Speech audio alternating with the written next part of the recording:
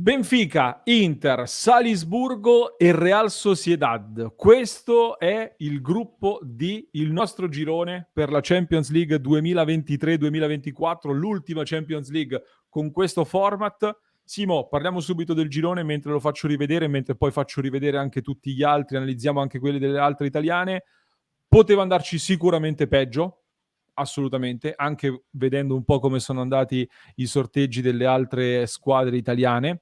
L'Inter parte ovviamente con l'obiettivo di passare il turno e con, diciamo, la consapevolezza di poter passare il turno anche da prima in classifica, visto che il Benfica, squadra di prima fascia, l'abbiamo già conosciuto, l'abbiamo battuto, poi magari adesso ne parliamo un attimino.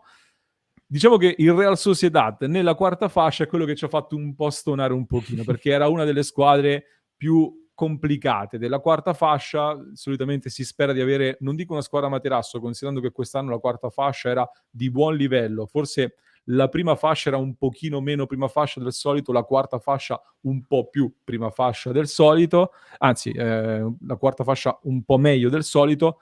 Abbiamo beccato il Real Sociedad, buona squadra, partita con 3 pareggi in questo avvio di Liga, sta ancora un pochino prendendo forma, poteva andare meglio lì, però bene così, diciamo che l'Inter parte con l'obiettivo di passare il turno e di farlo anche da prima.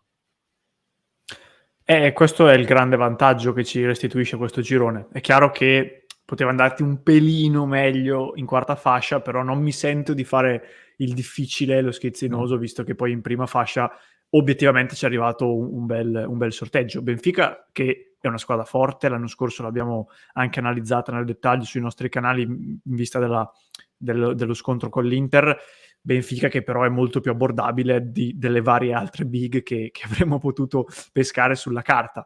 Poi io, quando mi approccio alla Champions, dopo al terzo anno di Simone Inzaghi, mi ci approccio con intanto la consapevolezza che arrivi da una finale e che quindi la squadra interpreta, secondo me, la manifestazione come ad un livello superiore, diciamo così. E visti i risultati ottenuti con Simone Inzaghi in panchina in particolare, secondo me il livello minimo di prestazione che tu ti aspetti dall'Inter è legittimamente più alto rispetto a quanto accaduto con Conte e ancora prima con Spalletti, e per questo motivo, visti i risultati precedenti, il girone è ampiamente alla portata dell'Inter, minimo per il secondo posto, ma come dicevi bene anche per il primo. Non sono squadre da sottovalutare, perché poi anche il Salisburgo è squadra abbastanza così viva che deve affrontare nella maniera giusta, ma come tutte in Champions League. Quindi sono soddisfatto, dai, è inutile nascondersi.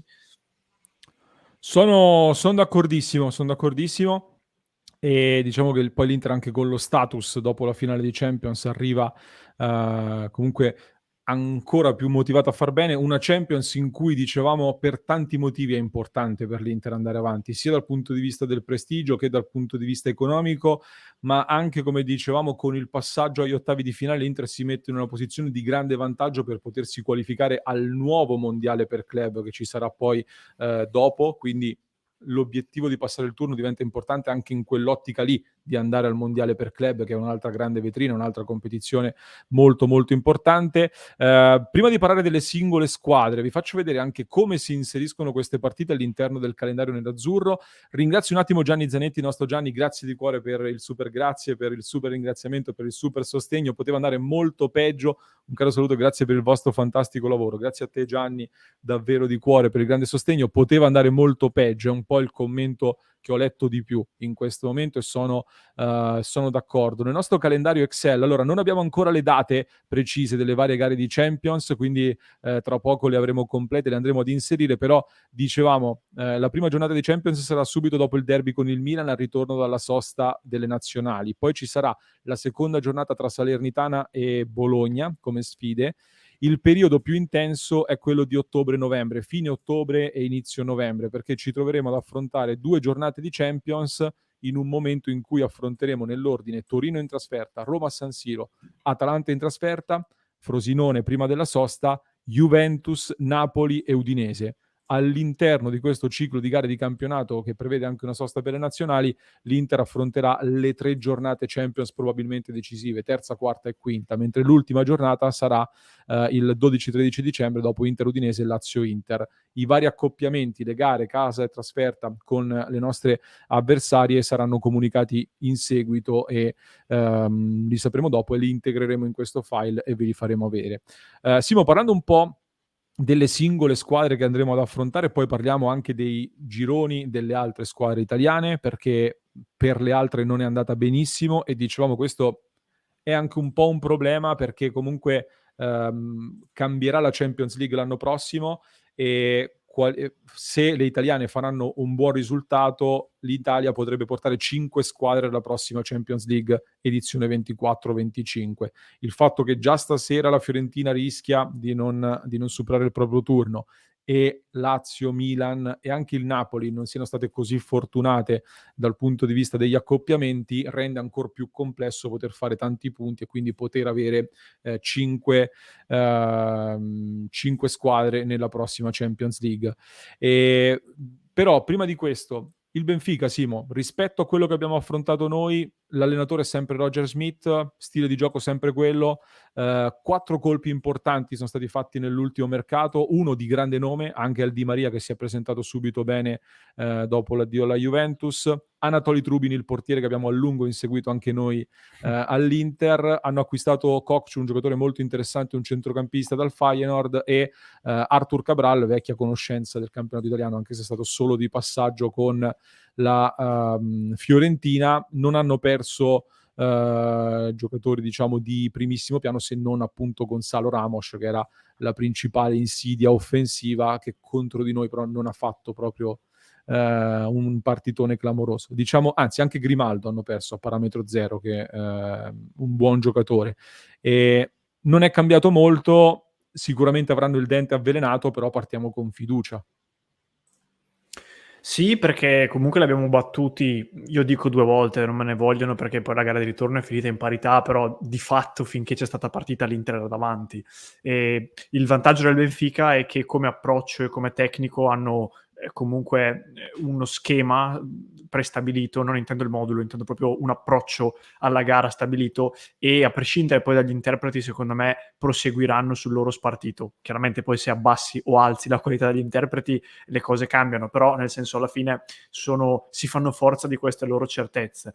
Io credo che sarà una sfida, non dico alla pari perché per me l'Inter è più forte, però soprattutto quando andremo al Dalus dovremo stare molto attenti, perché poi sarà lì forse che si deciderà la qualificazione. A San Siro lì partiamo favoriti, al Dalus potrebbe essere appunto la gara che, se tu riesci a vincere in casa e a non perdere là, ti può portare ad arrivare primi. Ripeto, è una squadra tosta perché comunque già l'anno scorso mi piaceva tanto, però come dicevo prima poteva andarci decisamente peggio, ecco. Decisamente sì. Le altre squadre, il Salisburgo lo abbiamo in parte conosciuto anche qui perché lo abbiamo affrontato in 2 amichevoli, la prima durante la scorsa pausa per le mondiali, l'altra durante quest'estate. Una squadra anche qui, è tutto un girone di squadre che giocano bene, mi verrebbe da dire, come qualità, come stile di gioco. Una squadra che ha anche molta muscolarità, abituata al pressing, quindi cercherà di metterci in difficoltà anche sotto quel punto di vista. Stanno lanciando tanti giocatori giovani molto interessanti, come fa parte diciamo un po' del mondo Red Bull in questo senso. L'anno scorso, Simo, correggimi se sbaglio, era nel girone col Milan e il Milan diciamo ebbe vita abbastanza facile. Poi dovrebbe aver incrociato anche la Roma nel passaggio in Europa League, squadra che comunque resta secondo me alla portata della nostra Inter, per quello che abbiamo visto anche nei due incroci amichevoli, nell'ultima partita che abbiamo giocato in amichevole sotto una pioggia battente. E non so se vuoi aggiungere qualcosa su Salisburgo, se no la Real Sociedad è un'altra squadra, una delle peggiori che potevamo pescare in quarta fascia. Ecco, questo sì, sicuramente poteva andarci un pelino meglio, però sai, quando tu alzi il livello, come dicevo prima, e proponi un certo tipo di calcio che ti porta a certi risultati come quelli che l'Inter ha ottenuto negli ultimi 2 anni, si fanno delle analisi, ma comunque secondo me parti con una consapevolezza importante. Cioè, per dire, fossimo ancora nel periodo Conte o ancor più nel periodo Spalletti, mi sarei preoccupato un po'. Diciamo che con Inzaghi, con quello che abbiam visto negli ultimi 2 anni, in particolare in Champions League, pur avendo pescato squadre, come dicevi, che giocano anche bene, che possono essere insidiose, parto con fiducia. Il Salisburgo è una squadra, è un po' una mina vagante forse del girone. Io penso che anche a livello proprio di esperienza l'Inter potrà giocare su questo tasto. Il Salisburgo è anche una squadra abbastanza giovane, tutto sommato. E quindi se ripartiamo dalle basi che abbiamo messo negli ultimi 2 anni, non avremo grossi problemi, secondo me.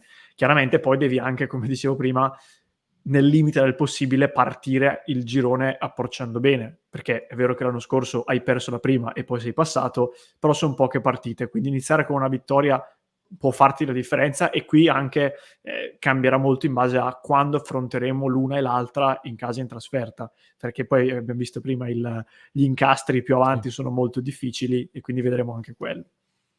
Sì, sì, sì, sì, decisamente sì. Una squadra che comunque non è cambiata molto, anche qui la Real Sociedad rispetto alla scorsa stagione. Il Salisburgo è cambiata un pochino di più. La Real Sociedad che è partita con 3 pareggi, mi sembra, nelle prime 3 giornate di campionato, quindi è ferma a 3 punti.